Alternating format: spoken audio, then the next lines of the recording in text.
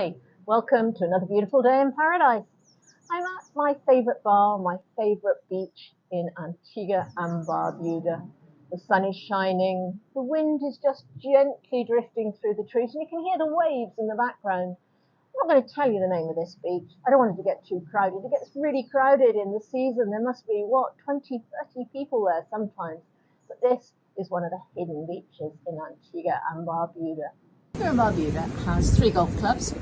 Barbuda has one at the Peace, Love, Happiness Development, but Antigua isn't really known for its golfing prowess. So my guest today is going to surprise you. James Nicholas, professional golfer and fashion designer. Yeah. James. Yeah, thanks for having me. It's great to see you. So golf, you were an all-rounder, you were into lacrosse, football. How did you end up as a professional golfer? Yeah, I grew up, my dad, my grandfather, always big golfers, and I think it just kind of ran in the family. I played hockey and football, lacrosse, soccer, basketball, kind of played it all growing up, and just kind of fell in love with the game. I went to college to play football, hockey, and golf, and ended up playing football and golf at Yale. And then after a year of football, I decided it wasn't what I wanted to pursue. So I put all my focus on golf and got better really quickly. And it was nice to see the progress I made. And then after 4 years at Yale, I decided, hey, let's go to qualifying school for the Korn Ferry Tour. Got my tour card, and now here we are.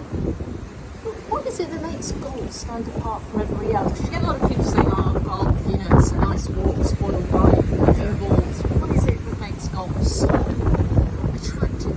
And you've got a huge following. Yeah, I think there's a lot to it, right? It's a game of integrity, it's a game of honesty, it's a game of pride. It's a solo sport, so you're out there alone battling, the elements along with your game. It's not so much playing against other people, because if you start thinking about what other people are doing, you're just going to play worse. Right, yeah. And that's what's really cool about golf. And it's really a game that everyone can play, and you can play with everybody all levels. So I can play with you even though you're just starting, and the handicap system allows you to play a fair match or a fair game and actually have a competition. Whereas in a sport like basketball, if you have somebody who's just starting, someone who's very, very good, it's not going to be fun for either party to play. So golf is a universal game. It's a game played around the globe, which is remarkable. And the following has just gotten it's been growing faster and faster every single year, especially with new tours coming apart, and young kids wanting to play and be like guys like Jordan Spieth and Justin Thomas and all these guys that are playing really well and proving to be a great example for these young kids. So I love the game of golf. I definitely love football and hockey and all those other sports too, but the challenge that golf has given me, or the challenges that it's made me, kind of go through, have made me love the game even more.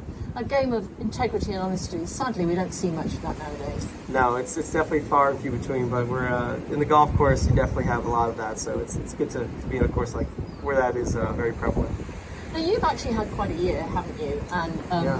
famously turning up at the golf club without your clubs. Yep, that was definitely a crazy story. For those of you who haven't seen it, I basically got a call that I was in this golf tournament really last minute, flew to the tournament, but my flight was delayed. I ended up having to leave my bags at the carousel because I wouldn't have made my tee time if I had waited for them. So made it with 2 minutes to spare, used the Head Pros clubs, and the story went viral, and I was lucky enough to have a lot of good things come from that. So it was a special week. Unfortunately, I didn't play as well as I'd like to, but definitely something I'll remember for the rest of my life. It's great pictures on Instagram. You got the feeling that you ran all the way from New York to Kansa City. Yeah, I was running pretty quickly too. But you arrived with 2 minutes to spare. You didn't have your golf clubs. That must really throw you a bit. How did you kind of get your mindset back into the game after that? Yeah, I mean, once I knew I was going to make it, I was looking at the GPS and the ETA. I was like, okay, it's my tee time was 12:15. It said 12:17 when I got in the car, and then my caddy was driving a little bit faster than I guess should have been. But we made it with 2 minutes to spare, and then it was okay. Like once the excitement of trying to get that spot went away, it was now focusing in on having to play golf tournament against the best players in the world.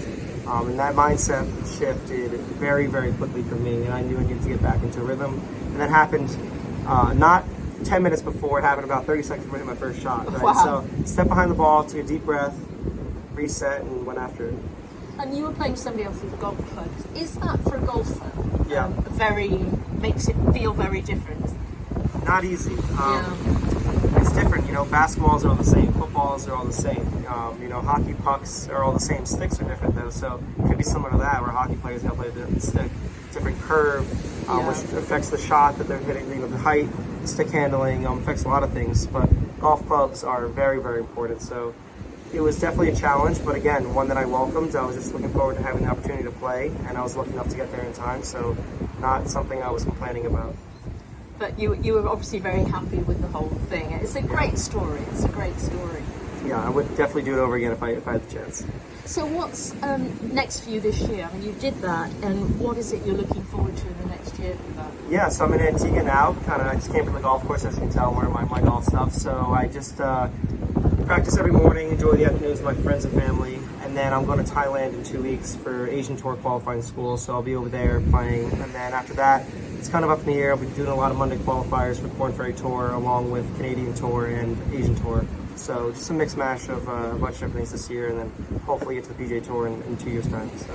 But now you're in Antigua, which is obviously the best place in the world to be. Yeah. You've just come off the golf course. Antigua means a lot to you, doesn't it? Yeah, it's a special place. My dad's been coming here since he was 2 years old, and my younger brother's been here since he was 2 weeks old. So we've had a lot of different stories and a lot of different generations of my family have been coming here. So since my grandfather fell in love with this place a long time ago, we've all just kind of kept coming back, and I get to share this place with my friends and my family, and kind of showcase it along the world, all over the world, on my YouTube channel as well, where I post videos of Antigua. So it's a really special place.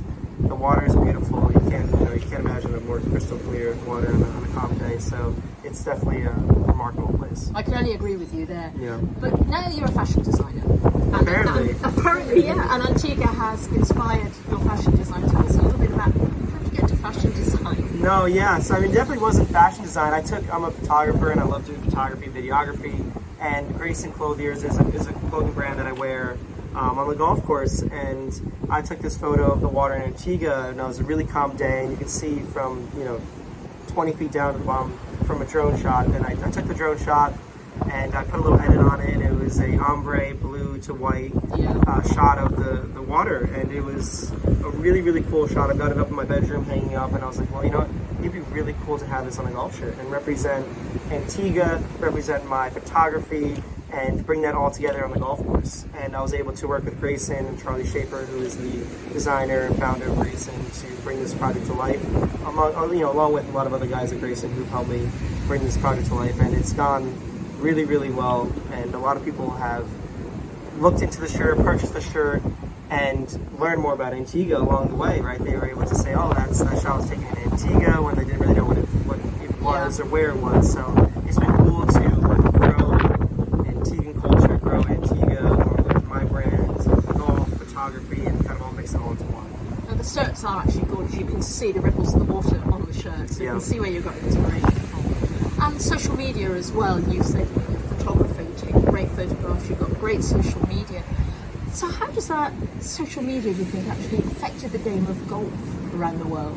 Yeah, I think social media is huge. Influencers, or whatever you might call it, are able to showcase something, whether it's a brand or a product or sport. And I was lucky enough to get into the golf social media game early, right? I didn't do it to be an influencer. I didn't do it to showcase how good I was. I did it because I love photography, and I did it because I love golf. And I was able to bring those two together to inspire other people to also pursue their dreams, their golf dreams, their personal dreams, their goals.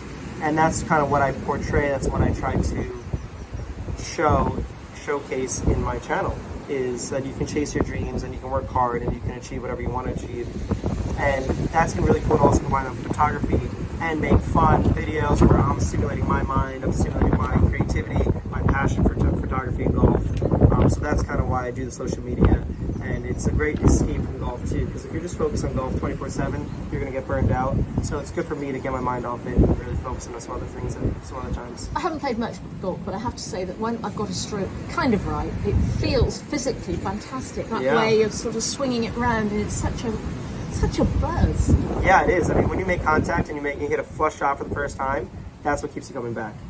It's amazing. And with your YouTube, your social media, Instagram, which we'll put the addresses up on the screen shortly, you're enticing younger people to come back, aren't you? To come and find the game. Yeah, exactly, and that's what it's all about, is just inspiring the next generation to go out and chase their dreams and play golf and get outside, move, do all these great things that the game of golf teaches you. With the technology we've got nowadays, as well as the social media, is that changing the game of golf? Is technology influencing the way the game is played? Yeah, I think technology influences everything in life, right? I mean, it's going to spread the game further and further to places that it's never seen before, right? And then it's also going to, from an equipment standpoint, make the ball go straighter, go further, spin more, spin less, and that's what's really exciting. And there's obviously pros and cons to all this, but that's a whole conversation you can have for a couple hours. So, yeah, you definitely could do a whole program on the technology and social media of golf. Exactly, but I think it's been doing great, and it's doing great things for the game of golf, doing great things for charities that are supported by golf, and the PGA Tour and other tours around the world. So definitely positive. But some people are saying that they prefer the 9-hole rather than the 18-hole because the 18-hole can be a long game. Yeah. Do you have any thoughts about that? Do you think there's a future in 9-hole golf instead of 18? Well, I think that's what's amazing about the game of golf is you don't have to go and play 18 holes. In PGA Tour events, yes, it's 18 holes and that's what it's going to be, right, every single day for 4 days in a row. But when you go out and you have fun, go play 3 holes, go play 5 holes. There's no set limit. You don't have to go out and play 18 holes. It is long. The game of golf needs to pick up the pace a little bit, and that's another conversation. But that's the beauty of golf is you can go out there, go to the range, hit the putt for as long as you like, and also go play for as many holes as you like. You don't have to play 18. You don't have to play 9. You can play 3, 4, 5, and then call it a day. So that's the great thing about golf. You have a real passion for golf, don't you? Yeah, for sure. And I have heard it said or seen it somewhere that you are the next Tiger Woods. Yeah, I hope so. We're working on it. 1% better each day, and then we'll see where it ends up. James Nicholas, thank you so much for joining me today. Of course, yeah, thanks for having me. Watching your golf with interest. Thank you. And your fashion. Perfect.